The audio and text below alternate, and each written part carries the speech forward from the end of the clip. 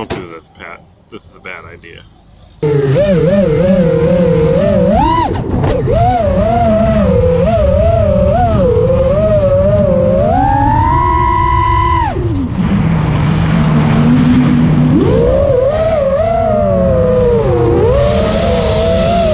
YouTube, how you doing?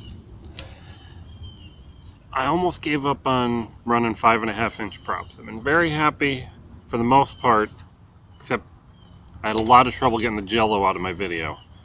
I used to run 5-inch Racecraft 5051 props, and they were a lot of fun to fly, and they weren't the smoothest though, but they had a lot of bottom end power, they had enough top end, and they just felt mean. Then I got a bigger frame, and I tried 6-inch and 5.5-inch props. The 6-inch props feel a little wrong. They don't quite feel right to me. But the 5.5s feel a lot like a 5-inch, but you don't need as an aggressive of a pitch to equal the power of those 5051 props.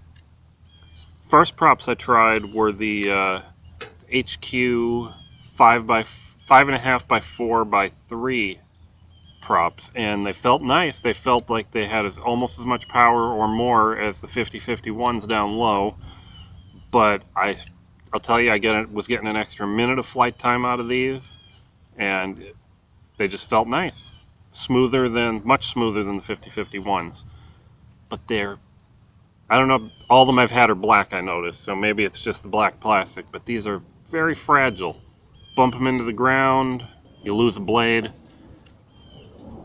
hit a tree, and the prop is probably obliterated, gone, broken at the hub, and disappears. So I didn't run these for too long. Then I switched to the, you're not going to know the difference in this video probably. I switched to the DAL Cyclone T5544Cs. And these are much more durable. They tend to bend instead of break. You can usually turtle mode and fly back, and that's fantastic. But I rarely got good video out of these props. If you put a brand new, absolutely fresh set of props on, usually I'd be okay, and the GoPro footage would not be jiggly. But you know, you just touch the ground, you land a little funny, and the props look fine. You look at them and you can't tell that they're bent. They look straight, but the footage is just awful. And yeah, I didn't know what to do about that. Then I tried, I cut out my own neutral density filter. Let's reach over here. It's just a piece of window tint cut to size, and it works pretty good.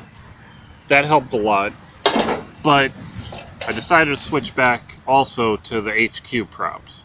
And between the HQ props and the ND filter, I've rarely had any jello back in my video, and it's awesome. I get 5-minute flights instead of 4-minute flights I was getting out of the 5-inch props, and it's just fantastic. It's the HQs. Use the HQ 5.5-inch props. I don't know about 5-inch, but 5.5. Yeah. Been flying the rapidFire module for a few days now. I had to switch to my old cheap patch antenna instead of my triple feed, you know, the one from the Pagoda guy. My extension cable for the Pagoda guy is getting frayed and isn't working too good anymore. And I'm running this cheapy cloverleaf antenna from Banggood. It's got a six blade design in there. I don't know how well this would work on a quadcopter. I think it'd be pretty fragile, but this seems to work pretty well. I posted one of my test flights with the rapidFire yesterday, flying, geez, this is hard, flying through these trees back here.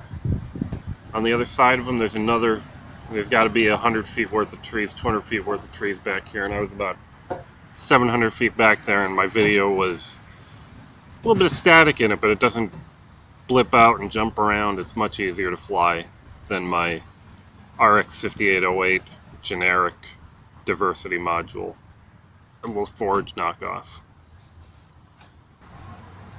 Well, I guess I don't know what else to tell you guys about, so I'm going to fly a few packs before I go home. You guys have a good day.